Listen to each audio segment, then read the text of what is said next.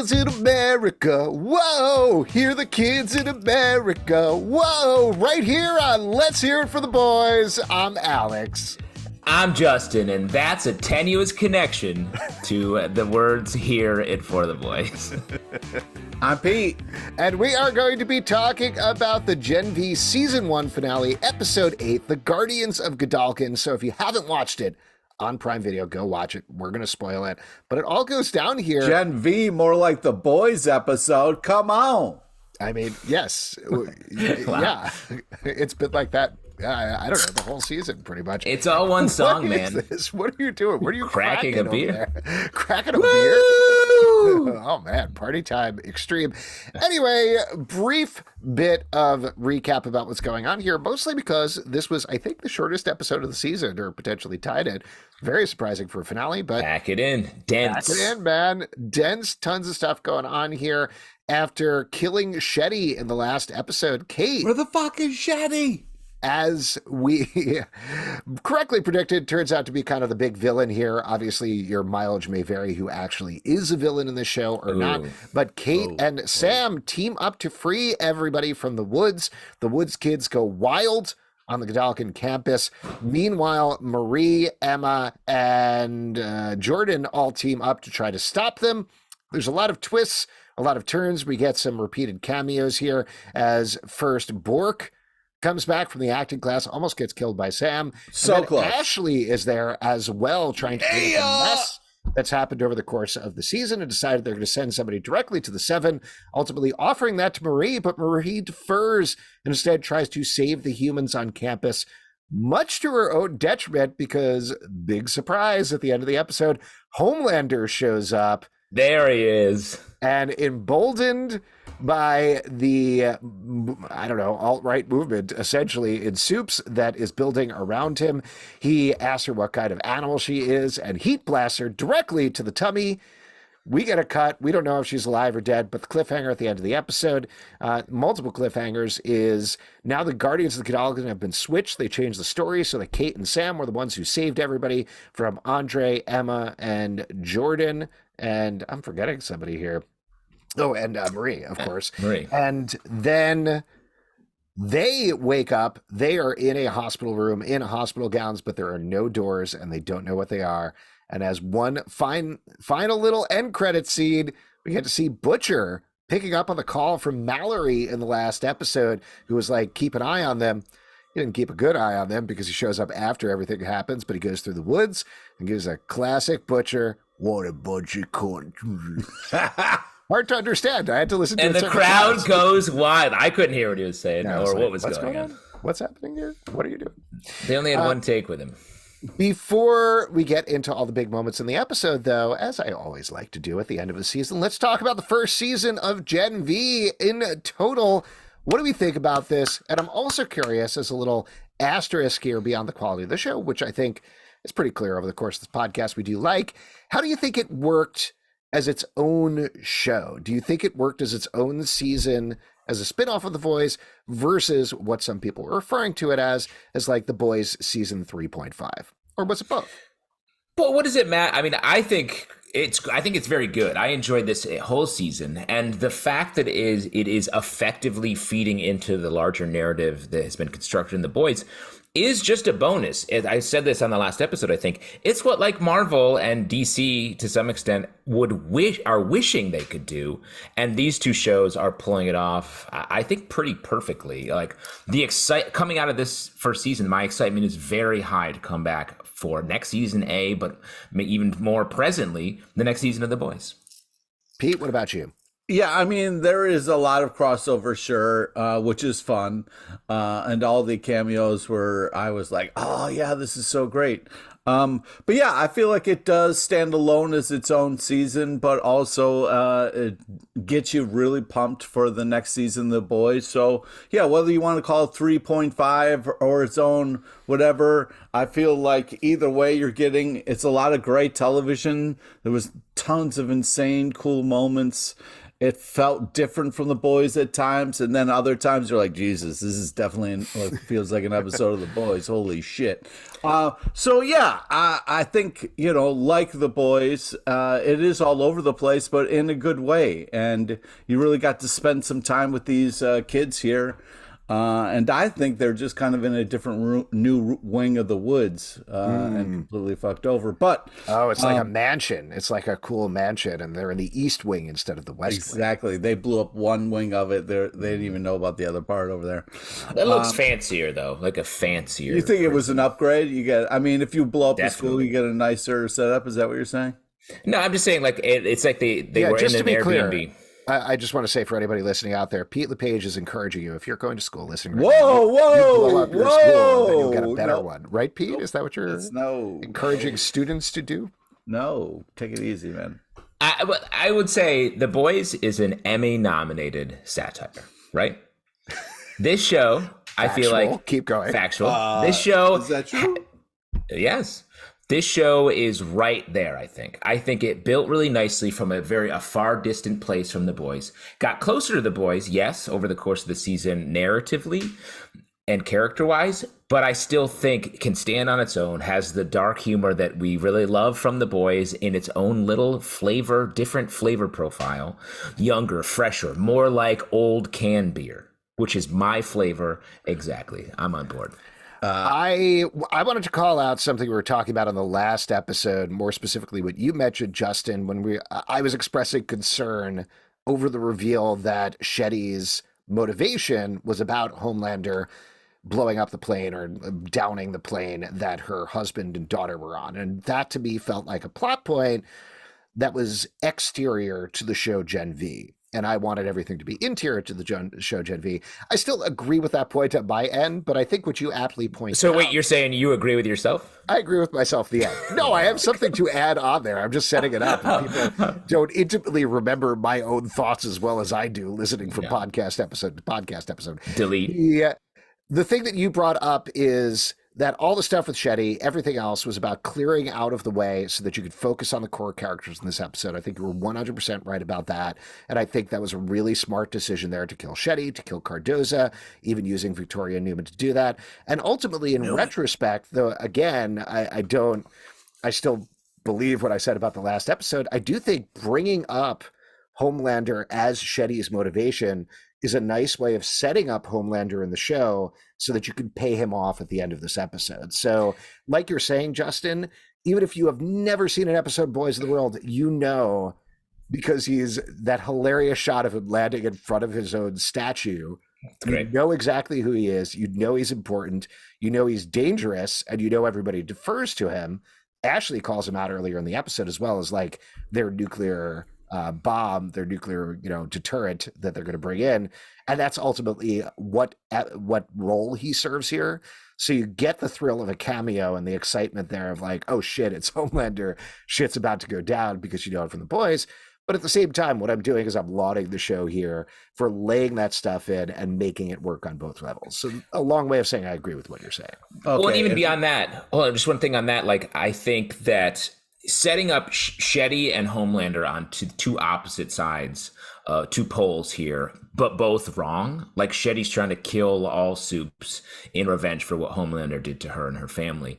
Homelander on the other side, Shetty's killed. Homelander continues to win, and he comes in here. He's the system. He rewrites the narrative so that the characters we're rooting for lose, and the characters that are established as villains in this episode, chillingly so, are immediately replace them as the winners and on top. Like, it makes for such a dark ending, but at the same time, right in line with expectations to any time Homelander appears on screen. And something I've been trying to say for a while is, yes, the show is like Emmy status, but this is like daytime Emmy. You know what I mean? Like, it's just that's below. That's just so you know, that's much lower. Still an Emmy though, but it is a little bit lesser than. Yeah, it's like how lunch is daytime dinner. It's like it's like a worse dinner, And sometimes you go hard on lunch. You know what I mean? Sometimes you need a big lunch. You know what I mean? This brings me to the next topic I want to talk about. Do you think this show could really go for a DGOT, which is a daytime Emmy, Grammy, Oscar, Tony? Yeah, definitely. Very hard to win a DGOT. It is nearly because impossible. Why would you? Why would you? Hey, come on. All right. Rather than the greater thought, we've talked about some specific moments of the show, but I think we like the show. We thought it was good. We thought it was a good season. Let's talk about the specifics here. We could walk through, but I almost want to go character by character and start with the big one, which is Cate, because like I was talking about in the recap, she's definitely treated like the big villain here, down to the point that she's the final boy they need to stop. She recruits Sam. She is giving straight up villain speeches throughout the episode.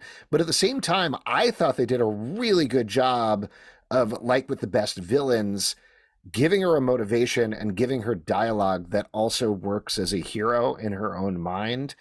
What did you guys think about that? And what was your big takeaway or takeaways from Cate? I agree. Like, I think they it snuck up. She's a character I think we all really liked and could empathize with all the way up until this episode, really. Or you could loop in there the fact that she had Shetty kill herself right in front of everyone else at the end of last episode. So like the way she's speaking is like a hero, and she's rewarded as a hero at the end of the episode. And her villain turn comes pretty quickly. Like, she still wants to like be with Andre, but instantly she's like, this isn't conforming with what I want. And unlike what the decisions that Marie's been grappling with of like, should I do this fake things for the prestige or be true to myself and morally right? She doesn't seem to have that problem. Everything she wants is to just like shake down the system, do what she needs to do to get it done. And that's what she does in this episode without looking back. It's hard because, you know, she immediately, her first kind of big move was to split up Sam and Emma, and that hurt. You know what I mean? Like, don't mess with my ship. You know what I mean? If you're going to be a shipwrecker, you're definitely villain side for sure. So ship sunk, Doug. No, don't say that. It's not over. It's definitely not over. But I feel like Cate and Andre, I think that's done. I'm sorry. No, I'm talking. No, he's talking about Sam and Emma. Oh, Sam and Emma. Sam and Emma. Yeah, I think that's all done. The only thing that isn't done by the end of this episode is Marie and Jordan. Marie and Jordan, very strong. Yeah, very strong. Everybody else, Sam and Emma is not over. It can still be saved. I will say, in your defense, Pete, that obviously we don't know what's going to happen in Gen V season 2. We also don't know how these characters are going to interact in the Boys season 4 at all, if they do. But like, they're not going to spend a whole season separate. We're not going to have 4 people in a room with no walls and 2 people outside those walls the entire time. Yeah, but think about the daytime Emmy that would earn. Come on, it would be unbelievable. I mean, yes, sure. But my point being that, yes, we will see these characters mix it up again. We will see relationships mix around in a second season. That's definitely what you do. But as we stand at the end of the season... Sorry, man. Yeah, sorry, Doug. The 2 great Cate moments, I thought. The moment where it's just chilling when she takes away Sam's ability to feel, which I was like, that's so dark. He's gonna go on a killing spree and not have any reservations about it. I was really scared. 100%. And I was like, oh God, he's full villain, not even looking back. Like, that was just really well done. And the fact that her powers have just been cut loose, sort of the opposite coin of Marie, whose powers also have been elevated so much this season. I thought that moment was great and terrifying. And when she's about to push Jordan and Marie blood bends her arm off, I was dude, explodes her arm. I legit screamed when that happened. Yeah, I was great like, oh, moment. Shit. Yeah. Horrifying, but really perfect. Yeah. Yes, so many good moments with Cate. I thought this is what I wanted out of Maddie Phillips the entire show, and she just gave everything in this episode. So many, like, I know this is a weird way of saying this, but so many good looks for her too. They gave her so many hero/villain shots, like her coming out of the elevator with the... Wait, what is it? What's the bit? I don't know why I keep blanking on the this. Greg and Bob bit was really Greg and Bob was like, so good. But her, when she comes out of the elevator and is clearly knows Sam's there and is going to take him out, was great. Her walking down the hallway with all of the kids from the woods was great. Really... Is Gangnam Style still a thing was great. Very funny. Great joke. What I loved about that, maybe you're going to say the same thing, Justin, what I loved about that joke was, like, in the middle of this very tense hyper like dark and dangerous sequence that they can throw in a joke about Gangnam Style. That's great. I love it. The way that this show in general balances like moments of comedy with just like absolute darkness, because I do think this episode is like basically taking the drama of like a school shooting and like building a story with these characters around that level of danger, tension, straight up fear. The way they were able to do that, and that is, as a writing challenge, that is terrifying to make that sort of the idea of the episode. So that was super dark, super intense, and unbelievable they pulled it off. But secondarily, to show Cate and to a lesser extent Sam be sort of charmed by this like dark, genocidal, xenophobic language and then take it on themselves so quickly, I thought was, again, just great satire, great illustration of so many real world dangers that we have going on in our lives. And to put them on screen and still have a Gangnam Style joke, unbelievable. But also you think one thing's going to happen, like you see the dickless guy making a TikTok video and you're like, yeah, this guy's going to finally die. And you're kind of like, oh man. And he's just like, are you Soup? And he's kind of like, yeah. And then turns to the other lady like, are you Soup? And you're like, oh my God. Like the comedy kind of like the twists and turns that this show can pull off is very impressive to kind of back up what you were saying there, Jay. I couldn't, this is a very stupid specific thing, but the show is so good about cultural relevance and being pointed about stuff. Calling out a specific TikTok trend when it was like several months past to me felt, at first I was like, you kind of missed the mark there a little bit. But then is the joke that like Rufus is doing it? Like Rufus is stupid. Yes. Yeah. Yeah. Well, I think it works because I was thinking that same thing. I was like, oh, weird. But also, how do you do it? If you want him to be doing a TikTok thing, you can't create a new one unless it's specific to the character. But instead to have him do one like way too late and have it be about him being lame as a response video, I thought was the smartest writing way out of it. And it made us, like him even less. Yeah. Yes, he's the worst. Let's talk about Marie. We touched on her a little bit, but this is definitely recentering Marie in a big way in this episode, putting her front and center, making her finally try to be a hero. She gets a big hero moment at the end, realizing that she could pull the blood out of people's bodies and make them into blood knives, the way she's basically turning her trauma into her superpower. Classic X-Men, not to keep calling them out, but like classic X-Men style thing going on there. I also loved her using the information that Victoria Newman gave her to be able to sense Maverick's circulatory system and call him out. Yeah, that's great. So many good stuff, like, and full circle stuff that brought the season to a close. Her pumping up Andre and saying, Guardians of Godolkin, right? Come on, we're doing this together. I thought was great, from her being frozen in the first episode. And also, in a very subtle way, Jordan being the hero outside where everybody could see them. That comes full circle as well from the beginning, where they fought Golden Boy, nobody saw it, and that was taken away from them. So here, they get to be front and center, and of course, it does get taken away at the end. But overall, I know I just jumped from Marie to a billion other people, but I just thought her pumping everybody up and really stepping up and being this team leader was good. Pete, I know you were a little torn up, obviously, about the team not being a team, but how'd you feel about this mini team? Like, at least seeing Jordan, Marie... Tiny team cricket. And also, what they did with Andre was cool, where it was like, he made the choice to kind of stay by his father's side until he's like, all right, and he kind of shows up when all the helicopter madness is going on. I was happy with the way, because sometimes you feel like when you get this action sequence, they force things so everybody's at one place at one time. Like, I liked how they kind of planned that out and people were getting there at different times and contributing to the overall chaos in different ways. It really made it feel more hectic and interesting, which was cool. But yeah, like the way that her and or Andre and Marie kind of like teamed up was great. The good guys, the team good people, was nice to kind of see happen. It was just awful to kind of see also, the kind of Cate and Sam of it all, just how dark and how bad they went and how fast. So that was brutal to watch in many ways. But I mean, the just the action, the clip, and like the fact that we didn't get to kind of like the fact that we got to see that naked RA, and it didn't look like Zalvin, but I was hoping it was going to be Zalvin. Yeah. No, he was hoping it was going to be you. Oh, you've always wanted to see me nude.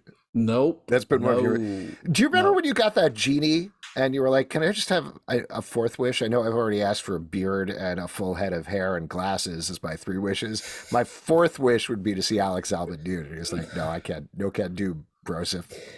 Oh man, that was a fun time when you had that. That was a fun day. A fun little fact about that, by the way, the nude guy, I should have written down his name, but the nude version of Maverick is an entirely different actor than the one who played him live action. Huh. There you go. Fun. Yeah. Fun. Nude actor, great category, great thing to put on your resume right underneath British accent. Additional That skills. was a funny little Easter egg because Chance Perdomo is actually, I believe, dual citizenship between the UK and the United States. So one of his actual skills is being able to effectively do a British accent or an American accent.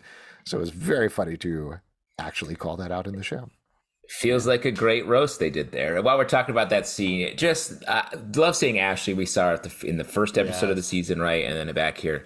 She's such a good villain, like taking the place in the Vought power structure from like the previous 2 sort of heads of Vought we've had are much more serious characters, and to have her be such a shithead and so like bad at it, but also going so hard, farm to table fuck fest she was missing out on. I was like, this is so funny and crazy. And she does pull it off. She saves their board, whatever. Homelander does show up, but by the skin of her teeth and after just embarrassing herself. When the director shows up he talking about how they hooked up at a pediatric cancer fundraiser, I want to say is the reference. I was like, very funny. I love that character as well. So the whole Ashley director was great. Yeah, the Ashley world was awesome. I love that phone call she made to Marie where she's like, "Hey, congratulations, you made the 7. Now please murder everyone." And it was just like such cancel him was the word that she used. Yeah. Not just cancel him. Permanently cancel him. That was great. All the stuff with Ashley was great. Justin, as a classically trained actor, how did you feel about Bork's advice to do a monologue that is complimenting director without being a total upfront asshole about it? Good tip? Great tip. It's very rare, I think, when you can be auditioning for someone with a monologue that somehow flatters them. That would be a really hard situation. It's not like you're going to roll in. Very rarely are you auditioning for a movie role with a monologue from a movie. That would be crazy. There aren't a lot of movie monologues in general. But if you happen to be auditioning for William Shakespeare himself, definitely crush one of his favorite monologues. And talking about density of jokes, that was another thing in that scene. There were so many jokes in a row with Bork, from doing the slow clap, everybody start clapping, no, just me, putting out his fist, nope, not the knuckles, and then immediately going into that speech about that, followed by his line to Sam where he's like, "You have Josh Hartnett has more stage presence than this man. It's okay, we're friends." I can say that. I know, it's so good. Joke on joke on joke. Yeah. And then I get to keep giving the same compliment to the show. Like, that's all just an absolute tear of jokes. And then right after that, you get this really emotional scene between Sam and Emma that I thought was just great acting on both their sides. Yes. About like what Emma it is to come from different backgrounds, and how, like, you know, they're both sort of trying to like put their pain up against each other's, and there's no winner there. The idea of just such a complicated emotional argument following these jokes in the middle of a giant fight, I thought was, again, just super well done. Well, I wanted to ask you guys about this because Sam absolutely rips into Emma here and tells her a couple of things, specifically that you want what is best for you and you would do anything for everyone to like you. You're not a hero. Pete, I know you love Emma, so I know what side you're going to fall on. But Justin, what do you think? Is that true? Is Sam right about this? No, I think he was trying to do.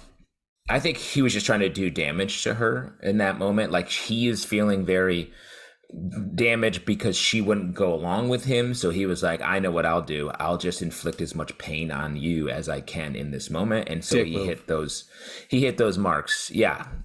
Classic dick move. Fucking asshole, man. He doesn't deserve Emma.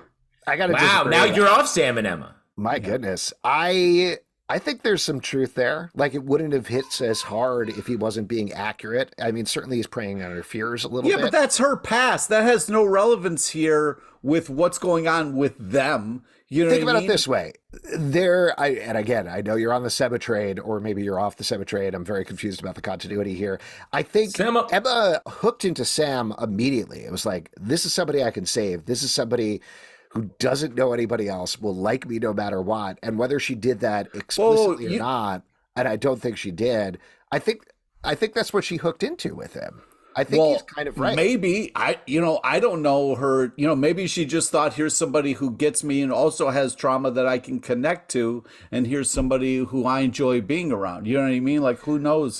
They clearly had a connection, but also think about it this way: from Sam's perspective, she was like, come on, I'm going to rescue you from the woods. Okay, now hide out in this drive-in. Okay, now never leave my room. She's trying to help. She doesn't. Maybe she doesn't have the but greatest she also of at the plans. same time put him in the same situation that he was just in. She put him in a tiny version of the on woods. purpose. She Like an wasn't arboretum. oh. She put him in an arboretum. She wasn't purposely trying to do that. If you all right? accidentally imprison somebody, you've still imprisoned them. Oh my God! You know what? She's running around trying to get him clothes and stuff, trying to help him out, and you're acting like she was in took prison. like He was 3 drinking hours to beers. go He to the was done- Whataburger downstairs. She got distracted.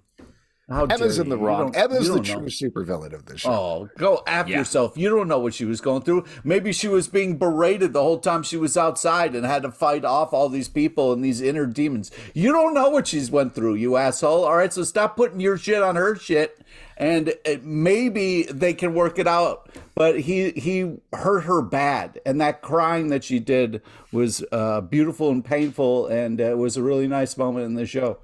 Pete loves Emma. Pete loves Emma.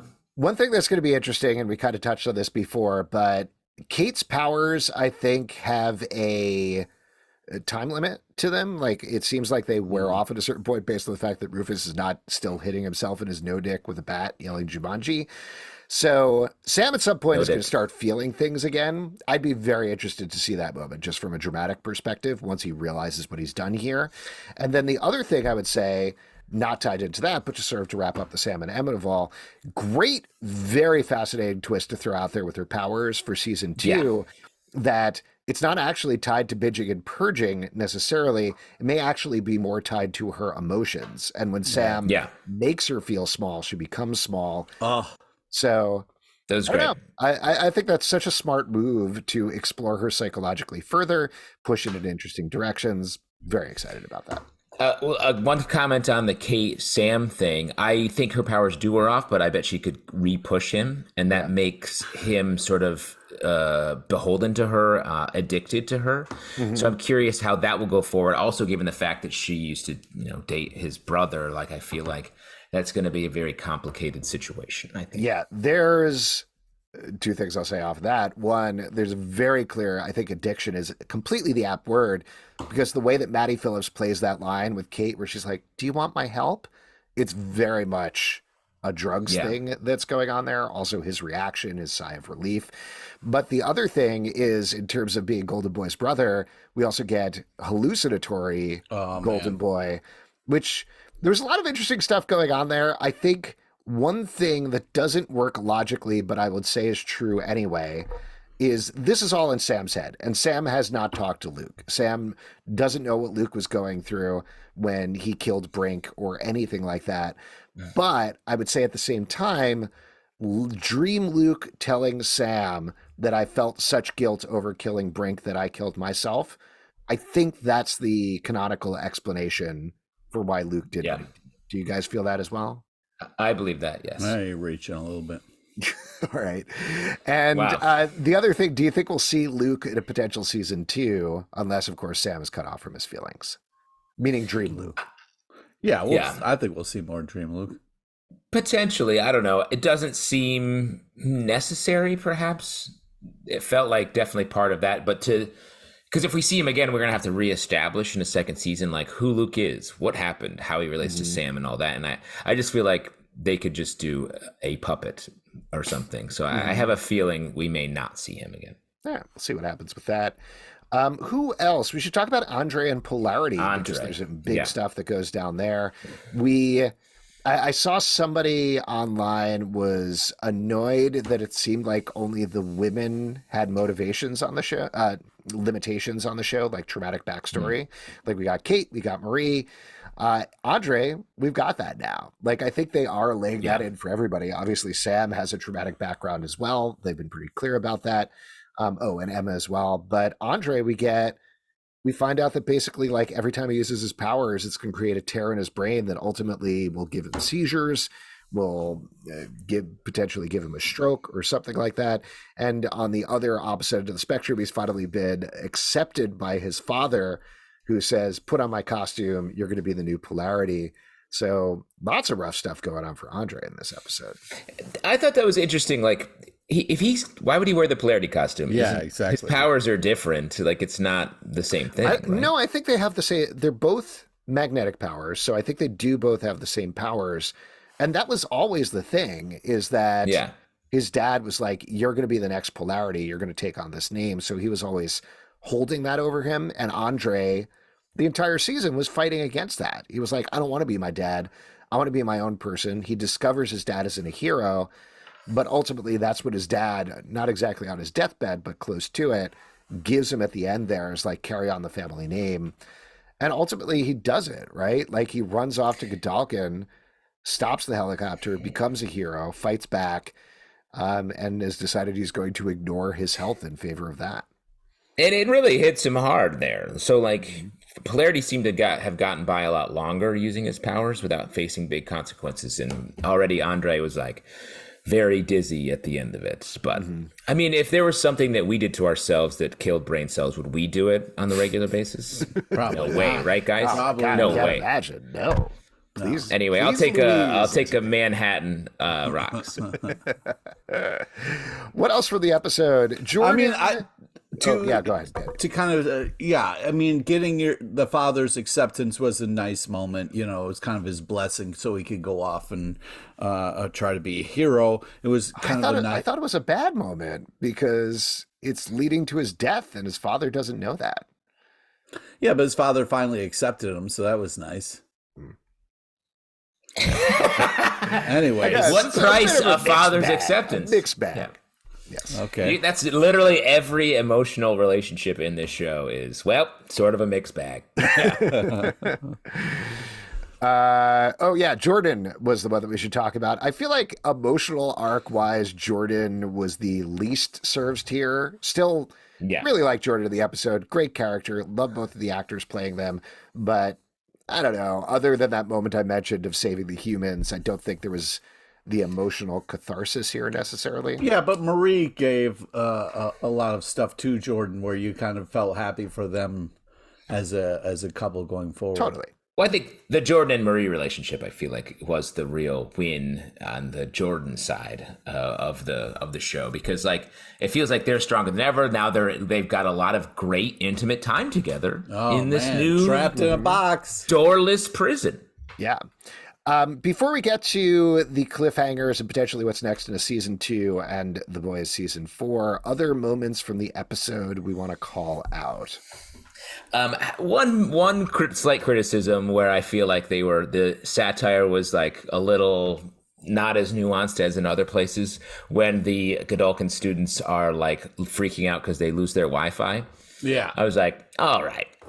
Oh, I was going to call that out as a positive. I liked the reason I like that is that character I think is named Harper, and the girl with the tail. I understand it was a little on the nose, but what I liked about that is this show is creating its own world of characters very rapidly that is separate from the boys, so we don't have to depend on Victoria and Newman to show up. It's nice that Ashley and Bork are there, but I don't know. I think these are fun characters, and it's fun seeing what they're up to and what's important to them, which is having Wi-Fi in the middle of this absolute disaster. Yeah, but I get what you're saying. You know, you're punching down a little bit. It's a cheap joke, but it's also the reality of these characters that they built, right? Where it's like they live in these little bubbles and how they see the world, and they do things the way they want to, and all that shit doesn't really affect them until the Wi-Fi goes down, and then like I just can't understand it being.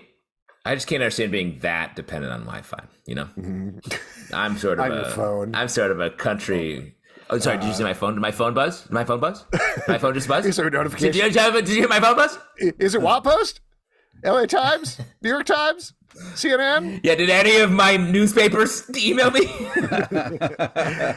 I did really like the delivery of the line, LTE, just shouting that as if it's going to come back. Not even LTE. One other thing, there's this whole segment with this character Jeff who kills which I thought, I was like, at first I was like, I don't know what the point of this is, and then him killing the soup with the device, and then Cate killing him, I thought was just solidified her worldview, and they did it in a way that was very much showing and not telling, which I thought was and also was like, both sides here are sort of not great, but it's also showing the head exploding thing that was such a kind of from other seasons past of like, oh my god, somebody's head exploding. Oh no, that was a different thing though, because they put that little metal different device in there, right? No, but it was kind of a callback to that whole thing of like how Shetty could make people's heads explode and stuff like that, and like they were in the courtroom. Newman, but no, I think that was a totally different thing. I understand what you're saying. Same effect, different way. Head pop's a head pop. A head pop's a head pop, bro. Yeah. If your head's get popping, don't stop it rocking. Anyway, what I was going to say about that though is that establishes two things. One, it establishes the sonic weapon. Granted, like 2 scenes before they actually use it on campus, wide scale, as Marie does it. But Jeff has it. And the other thing it establishes is that Jeff, something else was going on with him because Summer of Jeff. Well, but he's like, hey, I've been made after he does that. So clearly he wasn't actually just a loser social media guy. There was something else going on with him. So I do think that's an indication of some bigger plot that's happening, potentially tying into this windowless room that our characters end up in at the end. Yeah, I'm curious which side is he working for a new side? Is he on maybe a Newman side? Feels like the mentality and maybe how she was getting her information from the school, but I don't know. I was surprised we didn't get any sort of resolution to why he was there and who he was working for, because now it's going to be like, remember Jeff? And I remember when the next season comes out, I'm going to be like sort of. Yeah. We'll see what that is. Maybe he's working for Mallory. Who knows? Maybe he was. Maybe that was Huey. Rip Huey. Yeah, very sad. Why don't we talk about the end here? Because again, lots of big stuff going down. I want to talk about what we think is next in Gen V season 2 first, because like we mentioned, Cate and Cate and Sam are the new Guardians of Godolkin. Everybody else is in this windowless room. Homelander is watching, which seems more of a tease for Boys season 4. What do you think is going on here? What's your best theory? I think we're going to come back to a darker place I feel like we'll start season 2 on Sam and Cate, what their lives are like now that they're in charge. Maybe do they start dating? I feel like there might be some pressure for them to do that. And then we're going to have to get some sort of breakout from our actual heroes from this windowless room. Who are they trapped by? They're probably trapped by Vought. Right?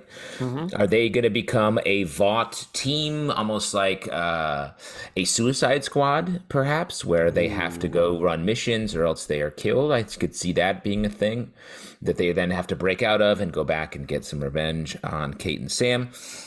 Maybe Emma wants to see Sam. Sam wants to see Emma. A lot of options. Maybe they're in the Vought Tower, just kind of trapped. Yeah, that could be. It's fancy. The thing that I'm very curious about with the second season is if they're going to stick with the college concept at all, because it feels like what was very clear over the course of the season. Kind of blew that idea up. Yeah, well, and it was less about Godolkin University than it was about what are kids like in this world? What are teens, Yeah. early 20s? What is that experience like in the same world where The Boys takes place? So I would expect, having no knowledge of it whatsoever, but I would expect, like with The Boys, what they're going to look at is what does it mean to be in your early 20s, late teens in the world right now? How can we reflect that in the show? And that's what they'll start with a second season. And if it means somehow these main four end up back in Godolkin and the best place to set it is the college campus, absolutely. If it's not about a college campus, if it's something else, they become like underground YouTube stars or something like that, or whatever the most current thing feels. Did I just out myself? Underground YouTube stars. I don't know. I was reading a thing about the directors of Talk to Me, the horror movie, and they were like Australian YouTube creators who really blew up and they made this horror movie. So that's very much top of mind for me right now. Nice. Yeah, maybe that. I don't know. Maybe the Twitch streamers. I could keep throwing out some dusty old references. Well, sweet. Let me nice. Yeah, they're going to be like Vine hits, Vine celebs. Got you. Well, I mean, if what Ashley said is true, there's a spot on the 7 open for whoever the heroes are, and as we saw, the heroes are Cate and Sam. So, is Cate going to be on the 7? Potentially, I don't think so. I don't know. Maybe according to the story, there's a spot on the 7. Right, but I think that's potentially something, because there clearly is a lot of coordination, and they've been very open about coordination between the two writers' rooms, but also that this show is doing a handoff to The Boys season 4. So if we want to segue into that, we've already talked about how we feel pretty confident the virus that Victoria Newman has is going to make its way into The Boys season 4. I think it's even clearer after this episode that Homelander leading an alt-right version of Supes is going to be a big thing in season 4, that essentially we're going to get like Supes rights being a thing. And the phrase they shouted the last episode, soup lives matter. I think we're going to get a lot of that sort of, I mean, you're nodding your head, but it's supposed to feel uncomfortable. Like you're not supposed to feel good about it when you hear it. But the more they can dig into that real world satire, the better it is for The Boys season 4. But yeah, I don't know. I guess we'll see some of that. And gosh, what were we just talking about? What was the thing? Cate being on the 7, someone on the 7. Oh yeah, just like potentially we'll see open spot on the 7. They're like, well, we could fill it with those fucks from over in Godolkin University. So who are we going to bring in here? Potentially, I don't know. I think like we shall see. The thing that I would say is like immediately taking Cate and Sam and putting them on the 7 changes Gen V season 2 in a big way. And I think we'll see those characters pop up, but I don't know if we'll have big character moves with them in The Boys season 4. I don't know. I could be wrong. This show doesn't seem super shy about changing stuff. Sure. That's true. Guess we'll see. Any theories, Pete, or just you're bummed out? Well, I think that, yeah, I'm definitely bummed out. I think it's one of those things where I feel like, how the 7 is affected by everything that went down with that school is definitely where they're going to kind of pick up. And then also Butcher versus, Homelander is the kind of... You think they're going to do Butcher versus Homelander in the next season of The Boys? That would be nuts. That would be crazy. I don't think so. Butcher needs people, he needs people to help him fight Supes, and he's got a whole room full of them. He just got to find that room, you know what I mean? Oh, I see what you're saying. That's fair. I don't think that'll happen that way, but I think the purpose of the end credit scene beyond, hey, we have Carl Urban for the day, let's use him somehow, and that it is fun to see Butcher, is to tie him into the virus storyline, because now he has that information and he can potentially track it down as a nuclear option against the Supes. Victoria Newman has it. Mallory knows about it and doesn't want to use it. So I think that creates a lot of potentially very palpable conflict in season 4. I would also say, since Butcher, it feels pretty comfortable he was using Compound V last season to be a Supe. Does that change, though, his interest in using Supes? Obviously, Starlight also on The Boys. So it's like, is the the calculation changing a little bit for Butcher and the way the boys move forward. Well, as we found out at the end of The Boys season 3, Butcher is dying. He doesn't have a lot of time left, and he knows that. So I think we talked about this at the end of the last season of The Boys. I think the virus is a perfect thing to be like, take them all out. This is my last act. I'm going to destroy all soups. So I don't know. I don't think it's going to be the last season of The Boys necessarily or anything, but I do think things are going to get potentially downright apocalyptic. I'll throw out one last thing that occurred to me that they might do in the next season of The Boys with this virus. Initially, I was thinking it could be superhero STD kind of thing because we know it's transferred by bodily fluids. What if they do soup COVID instead?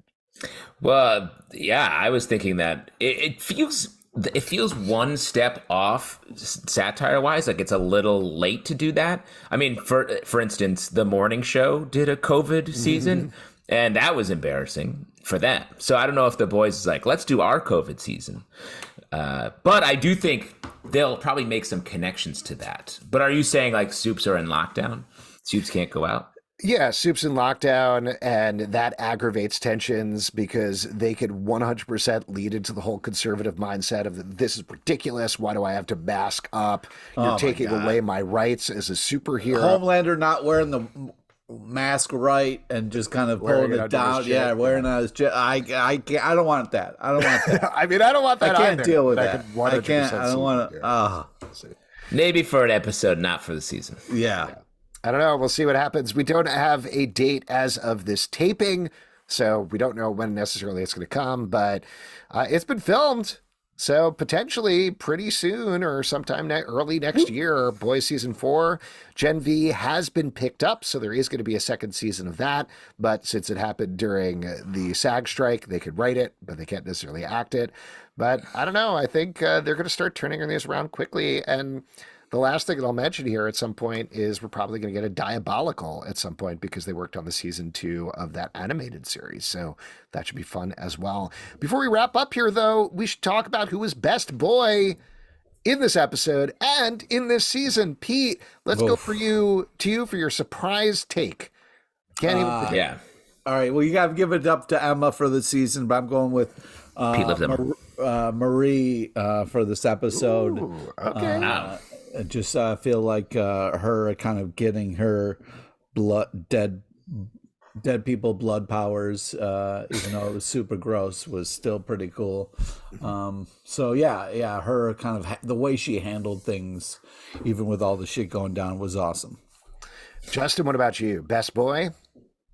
For this episode, I got to give it up to Ashley. Love seeing her here. Like I was saying earlier, she's a great bad villain, bad at the job of being a villain while still being very villainous. So very happy to see her. For the season, though, I'm going to give it up to Marie. I've said it before. Like I really love the journey that she took us on. Man. She took us on. Why you We're mad? allowed to choose the same thing. Yeah, you picked my answer, man. Come on. You picked Marie for the episode and Emma for the season. I picked Ashley for the episode, Marie for the season. So you see, we're carving out our own little nook here, Pete. Pete, don't you see? I like that. Marie's journey was just great from power set all the way up and down. And I think she's establishing herself as a true hero and perhaps a foil for the villainous Victoria Newman. Interesting.